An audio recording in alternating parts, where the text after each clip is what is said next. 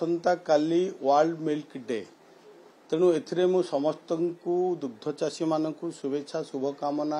ज्ञापन करुच्ची एवं आम राज्य रे अधिकरु अधिक दुग्ध उत्पादन करबा पाई आमर जो रही मैनिफेस्टो थिला आमर दुग्ध चाष को द्विगुणित करबा पाई आम सरकारंकर आमर प्रिय मुख्यमंत्री मोहन माझींकर मुख्यमंत्रींकर जो अभिनव प्रयास मुख्यमंत्री कामधेनु योजना जोटा कि मुख्यमंत्री कामधेनु योजना रे आमे दुईटी गाई पाखापाखि 70% सब्सिडी रे आमे दउचु जार मूल्य 2,30,000 टंका तेणु से 70% सब्सिडी रही तेणु योग्य हिताधिकारी को समस्त को दे मुख्य उद्देश्य होची कृषि कृषकर विकास दुग्ध उत्पादन विकास करबा पाई आमर मुख्यमंत्री जो कामधेनु योजना रही एथिरे 8टी बिंदु रही जेमति कि गोपालन महिषी पालन माई बाछुरी को वृद्धि करवा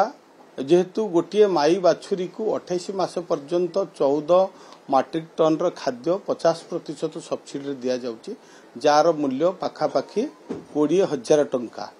तेणु जो कहती आजिर बाछुरी कालीर गाई तेणु दुग्ध उत्पादन वृद्धि करने सहित ओम्फेड को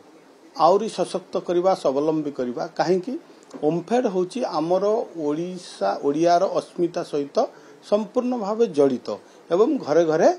परिचित ओम्फेड को आगु किपरि आउरी अधिक शक्तिशाली करा जीवो तार प्रोडक्शन कैपेसिटी बढ़ा जीवो एवं विभिन्न जो प्रोडक्शन रही आउरी अधिक आमे किपरि भाव में द्रव्य आउरी अधिक रु अधिक उत्पादन करवा से दिगरे मध्य सरकार वर्तमान चिंता करुचंती तेणु दुग्ध उत्पादन सहित ओम्फेड को सशक्त करवा एवं दुग्ध चाषी सेमान को किपरि भाव स्वावलंबी करवा तांकर अर्थनैतिक क्षेत्र रे विकास करवा एवं गोपालन दिगरे आग्रह सृष्टि करबा पाई तांको मध्य प्रोत्साहन राशि देवार व्यवस्था करा जाउची एवं आउ गोटे कथा मु आपण मानक कहि रखे गत काली प्रिय मुख्यमंत्री हस्तरे पाखापाखि 66 रु 70 गोशाला को 10 कोटी रु ऊर्ध्व टंका प्रोत्साहन प्रदान करा जिवो जोटा कि आमर मैनिफेस्टो थिला गोमातार सुरक्षा गोरक्षा गोवंश वृद्धि एवं बुढ़ा गाई गोरु मानकर सुरक्षा तांकर खाइबा एई सब क्षेत्र रे मध्य आमे आगरु 9 कोटी 96 लाख टंका देइथुलु एबे आउ 10 कोटी 50 लाख टंका देबार व्यवस्था करा जाउची तेणु ओडिशा रे मोटामोटी भाव देखिबा गले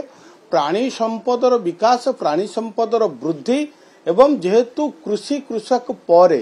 प्राणी संपद मत्स्य चाष ये होची कृषकर अर्थनैतिक क्षेत्र को विकास करबा पाई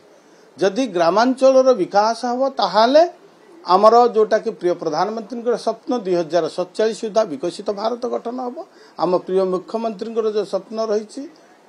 जे विकसित ओडिशा 2036 बेलू गठन हबो सेथिरे प्राणी संपदर भूमिका अत्यंत गुरुत्वपूर्ण रही।